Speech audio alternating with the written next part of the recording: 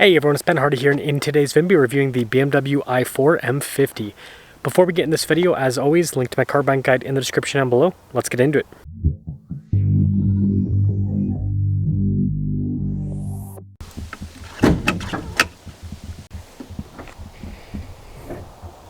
So when it comes to EV specs, we've got 536 horsepower, 586 pound-feet of torque, 227 miles of driving range, an 81.5 kilowatt-hour battery pack, and a dual electric motor setup. Before we move forward with this review, I do want to mention if you want to see more videos just like this, then I recommend you subscribe because I post content every single day. So I really like this blue paint. It absolutely pops. And speaking of pops, look at the headlight design. I think that's really sharp, normal BMW fashion. Got some carbon fiber trim there. And even though this is an EV and the front end's mostly closed off, they still have a mimic of the kidney grille, which, yeah, makes it look more like a BMW, which it is. Now this one has the 20-inch wheel package, which I think they look really sharp. You've got the red brake caliper you can see with the silver trim on the wheels, and this is cool with the blacked out trim there along the side. Carbon fiber with the mirror cap, and then you've got the door handles that are flush with the bodywork, which is pretty sweet. But yeah, look at this blue paint. That pops. This of course leads us to the key fob. We've got our lock and unlock function. We got the opening for the trunk, and yeah, pretty straightforward, so we'll pop it open. And when I say trunk, I mean hatch. So this is actually a hatchback. You can see that's part of the cargo cover. The other part is up top. This is just the bag for the charging cable and all that. But yeah, it's a pretty practical car when it comes to space, as you can see. So that's another nice part of it. When you're all done, just press this. We'll lower the hatch right back down. We've got this cool carbon fiber spoiler here in the back end. And you guys can see with the taillight design, another kind of cool facet. M50 badge here, no exhaust tips or anything, obviously because it's fully electric, but there's the rest of the rear. And popping inside, normal BMW interior, so like soft touch here, nice trim down below. This one has a brown interior, so the brown I think contrasts very nicely to the blue. You can see the difference here. Quickly pop in, gotta just squeeze a little bit. Got this little storage net. We've got some vents here in the back. You guys can see for the climate controls too, which is cool. USB ports as well. Headroom's not bad, but it is a little bit tighter back here. And this of course leads us up front, where you can see again with all the soft touch trim down below. Got all of our window controls, memory seat function, the mirrors power fold in as well. Blind spot monitoring with said mirrors. And then here are the front seats. Pretty cool with the overall design. All of our power adjustments there on the side. You've got a bunch of soft touch there on the dash too.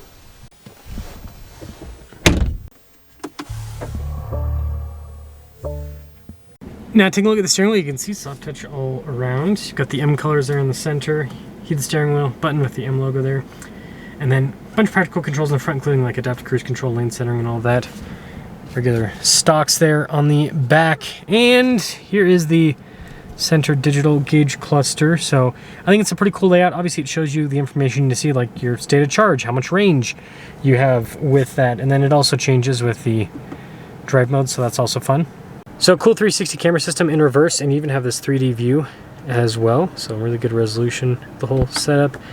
And then as for the rest of the infotainment system, the big thing is this tab right here. This has all of the applications. Notice we do have Apple CarPlay and Android Auto. Again, really easy to use, great response time, and also the climate controls are built into the screen. Just heated seats with this model. Soft touch on the dash, you got more of that carbon fiber trim that goes across. Got some physical controls down below for like the volume control. This is our charging area with some cup holders. And then several physical controls down here, so if you don't want to use a touchscreen, you've got that dial for the infotainment system. You got stuff for like disability control, for example, parking sensors, drive mode select here in this area as well.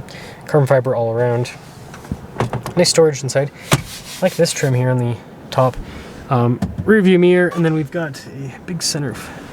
So the window sticker on this car is on my phone, but you guys can see the total MSRP there, $87,845. Pretty specific pricing. Let's see how it performs.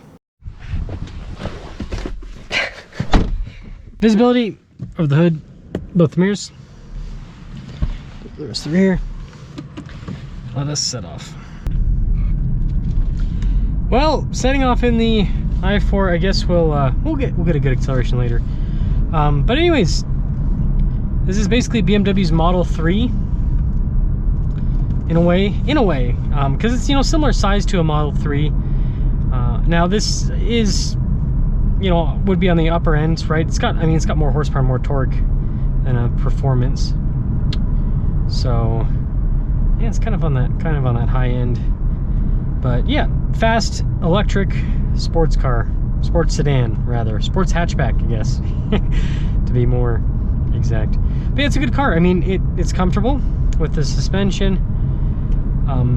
You know, being fully electric, obviously you're gonna get a little bit more noise because you don't have the engine rumbling under the hood, so you hear a little bit more of the wind noise, the road noise, but it's not bad. It's pretty well insulated.